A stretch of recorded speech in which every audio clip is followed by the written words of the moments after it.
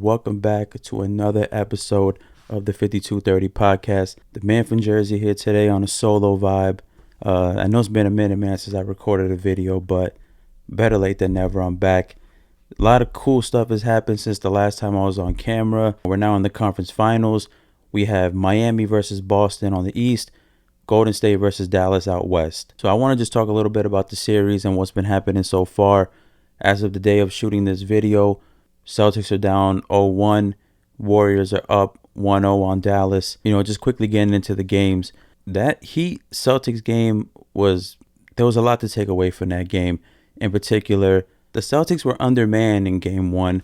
They were without Marcus Smart and Al Horford. You're talking about two of your better defenders just not even being present in the game. Al Horford, obviously, he takes care of things down in the paint. Marcus Smart, no slouch on the perimeter. The proof's in the pudding. If you look at how Horford was guarding Giannis in the Bucks series and how he was guarding Kevin Durant in the Nets series, that's tough, man, to not have him. And another thing about Al Horford, too, that I don't know if it gets lost in the sauce. And I was talking to Swag about this one day, in particular when the Celtics beat the Nets, which if you guys can't tell, I was pulling for the Nets. But one of the things that was making that series so hard for the Nets was the fact that the Celtics bigs are just a little bit more, I guess you could say, dimensional players than the Nets bigs were. You have Andre Drummond, you have Nick Claxton. These are guys who have to be spoon-fed around the rim, just getting dunks, putbacks, such things of that nature. The Celtics, Daniel Tice, Al Horford, with the exception of like Robert Williams, but even him, Al Horford, Daniel Tice, these guys can keep you honest, man. They could bring you out to the three and hit them, and you have to be honest on them. And then Robert Williams, like this dude, you can't just hack a Robert Williams because he's got a good-looking free throw jumper.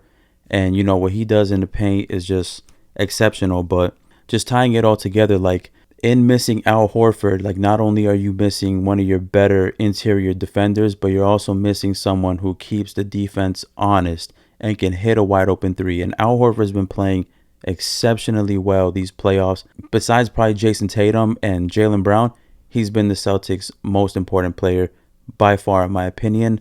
And if it wasn't for him, Celtics don't beat the Nets and they don't beat the Bucks. It's that simple. What he was able to do on Kevin Durant and Giannis Antetokounmpo, that just is incredible for them. And shout out to Al Horford too, because he's kind of gotten like a career revival, I guess you could say, because he was on the Sixers for a couple years, or I don't know if it was 1 or 2 years, and he just wasn't looking good, and people were starting to question, like, where's Al Horford's career going? Comes back to the Celtics, and this dude is just playing great again. But, they were without him. They were without Marcus Smart, so just another elite defender on the team. That's a lot to make up. That's a lot to not have. And the Celtics, they actually had like a 10 or 12-point lead on the Heat early on in the game, and you kind of started thinking, like, damn, are they just going to, like, show pure heart and just, like, stick-to-itiveness? I don't know if that's the right word. And pretty much upset the Miami Heat on their home court. That's what it was looking like. And, man, we got to that third quarter and the Heat just turned it up, just started dominating the Boston Celtics, man. And I know in particular, I don't know if it was the third or fourth quarter, but there was this little two-play stretch. I spoke to Swag about this off camera. Jimmy Butler, back-to-back steals, and I think it was like back-to-back transition dunks. Those were like the nail in the coffin for the Celtics. The Celtics kept fighting. They kept, cutting it to 12, 10, making respectable, which is good. Like, that's what you want. You don't expect them to roll over. Like, that's just not... The Celtics have never been that type of team. Even when they had, like, Isaiah Thomas, they don't just roll over and die, They keep going to the buzzer. But it was just too much Miami Heat.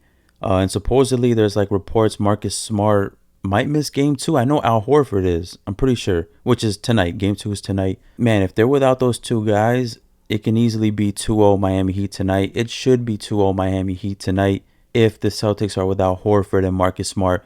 Once again, I just think that's too much production to lose, too much defense, and you got Miami Heat at home. I think that's just too much. But, kind of just breaking down the series, man, the Heat, they've been doing what they're supposed to. Like, you're supposed to hold down home court advantage, especially if you're the 1 seed in the East, which the Heat were. You're supposed to hold down home court advantage, and that's exactly what they did. Jimmy Butler, I think, what did he have, 40 or something like that? Insane, bro. Insane. Playoff Jimmy Butler is activated. Everyone's just saying it, man. Like, this dude, could care less about the regular season. Come playoff time, he's stepping it up. So shout out to him. Shout out to the Miami Heat. I know the Celtics, they're going to come back. They're going to make adjustments. They're well coached. Ime Udoka is a good coach, great coach. I don't know if he's getting his proper credit. I feel like he is. I feel like people honestly are giving him credit for, the defensive schemes that he's applied to the Celtics. And, man, the Celtics they're a tough team, bro. Like, as much as I hate them, bro. Like, I hate Boston. I hate the Celtics. But you can't lie. When they have Marcus Smart, Jaylen Brown, Jason Tatum, Al Horford, and Robert Williams on the floor, that's a lot of defense, man. And the subtle additions that they've been able to make since last season, like, losing Kemba Walker, bringing in Derek White and all that, man, the difference that a year can make. But that's all I got on that one, man. Let's move on to the next series, which is the Golden State Warriors versus Dallas Mavericks. Game 1 was last night. The final score was 112-87. Warriors win by 25 points. And I don't know, man. It was close for like, a quarter and a half. Warriors really blew the game open, man. They just had a little too much offense for the Mavericks. Luka was, relatively pedestrian for what he's doing or has done in these playoffs, posting up 30-point triple-doubles and whatnot. Kind of held him in check. I know Andrew Wiggins, man, just like scratched up Luka, man. That scratch looked crazy, yo. Andrew Wiggins, man. If by any chance you're watching this, bro, you need to cut them nails, bro. Like, you need to cut them crackhead nails, bro, because you shouldn't scratch a man in the face like that and leave that type of like lashing, bro. Every time I saw that cut on Luka's face, I was just like, especially like you think like, how's that gonna look in the morning and whatnot. But I digress. Overall, it was just a great game for the Warriors. The Mavericks, I don't know exactly what they shot from three, but they shot pretty poorly from three that entire game. Reggie Bullock and Maxi Kleber, these guys who hit threes, they weren't shooting as good as we've been accustomed to over these playoffs, in the series versus Phoenix and even in the first round versus Utah, I want to say. So, I don't think it's time to panic. Like, me personally, I do have the Warriors winning this series. And if we go like way back, man, to like the first couple weeks of the season, or it might have even been like before the season started, I told Swag, and I have receipts. I could go through our videos. I could pull them up. I told Swag, I have the Golden State Warriors winning it all this year. It's like a revenge tour or whatnot because people have been talking smack about them for the last, 2+ years. I think that the Warriors get it done this year. So, obviously, with that being said, I have them beating the Dallas Mavericks. And I was wrong about last series because I thought that the Mavericks were actually going to lose to the Phoenix Suns. But, man, that Game 7 was crazy. Shout out to the Dallas Mavericks for even making the Western Conference Finals because I didn't even have them making it. 100%. I'll admit when I'm wrong. I thought Phoenix was too much for them. Nevertheless, Mavericks are in the Western Conference Finals, but I can't see them beating the Golden State Warriors. I just think it's too much offense, especially when you go to that lineup of Curry, Thompson, Poole, Wiggins, and Draymond Green.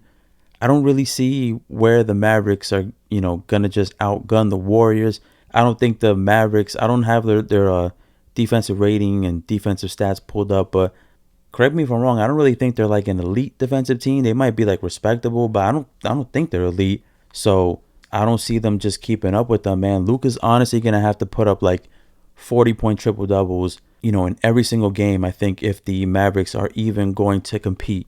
I have this series going the most, I know it's like, hardy hard, whatever. It's like, everyone always says this to be safe. I think it goes no more than 6 games. Golden State Warriors are going to take care of, business. They're going to go to the NBA Finals. If I had to make predictions on the East side, I would probably say I have Miami winning. Just because Celtics right now are hobbled and whatnot. And, the Miami Heat are no slouch, bro. First in the East. Incredible defensive team as well. So I have them coming out of the East. I have the Golden State Warriors coming out from the West. And that's what I have, man. Miami Heat versus Golden State Warriors in the NBA Finals. We'll see how it plays out. That's just my predictions. I know Swag, he's pulling for, I think, Miami and Dallas. So you already know, man, I looked good yesterday because Warriors just mollywopped Dallas. But I don't expect the Mavericks to just roll over, though. Like, I don't think every single game is going to be a blowout like this one was, like Game 1 was. I do expect the Mavericks to be more competitive, well coached with Jason Kidd. And I expect them to come back and put up a fight. But I just don't see it going more than 6 games, to be honest. And yeah, man, let's see, man. Dub Nation, stand up. That's all I got on this video, guys.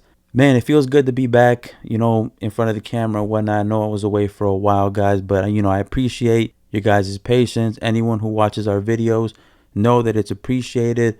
Know that I'm going to try to stay more consistent with these uploads, especially right now. We're getting towards the tail end of the season, conference finals, NBA finals. Like this is when you have to be reporting, man. So going to try to be a lot more consistent with the uploads. And just once again, man, thanks to everyone watching this. We really appreciate it. If you're new and checking out the channel, please consider subscribing, commenting, clicking the post notification bell, all that good YouTube stuff. Just do it for us, man. We're just two dudes from New Jersey, love talking sports and love entertaining.